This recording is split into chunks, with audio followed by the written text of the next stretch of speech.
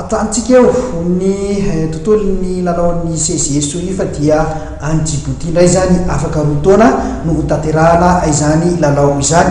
Fa iverenantsika kely ny tontolon'ny baolina kitra fidinany amboaran'ny faritany izay tanterahana tany Mahajanga any raiky amby telopolo jolay teo lasa ny zareo avy any Mahajanga avokoa ny amboara rehetra tamin'ity faninanana ity. Nisy fanadihadiana manokana ity hoentin'ny namana Jacques Lora Kotomanana amintsika makasika izay lalao tany Mahajanga izay.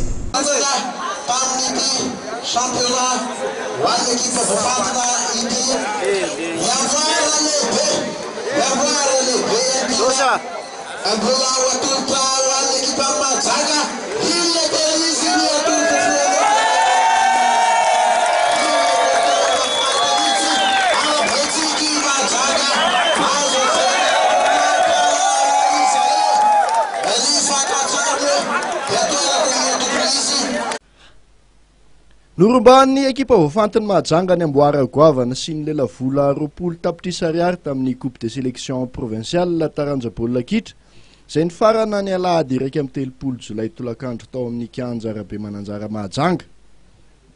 Toy ny tamin'ny andro farany fifantsanana isam-bondrona dia resin'ny Mahajanga tamin'ny isa roa ray ny ekipa voafantina Antsiranana.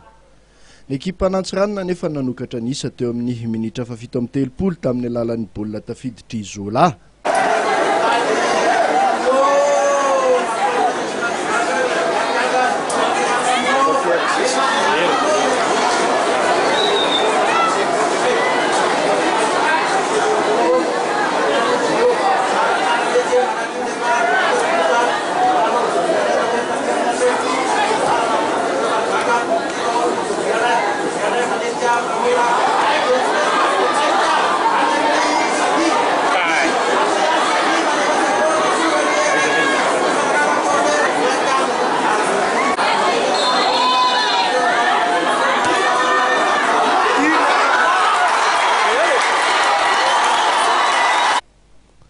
Nanasala ny isa kosa Yvon teo amin'ny minitra faraika ambempolo. 3 minitra taorin'izay no nampidiran'ny Sidonie na i Bon Voyage ny baolina faharoa ny batan'ny ekipan'ny fandresena. Io baolina fahenina tafiditra ity lohalarany Mahajanga ity nandritra ny dinga famaranana izay nametraka azy io mpampity baolina betsaka indrindra ka nandrombahany lelavola Enetsy ariary. Iasera kapten'ny Mahajanga kosa no voasafidy ho mpilalao mendrika indrindra ka nahazo Enetsy ariary ihany koa.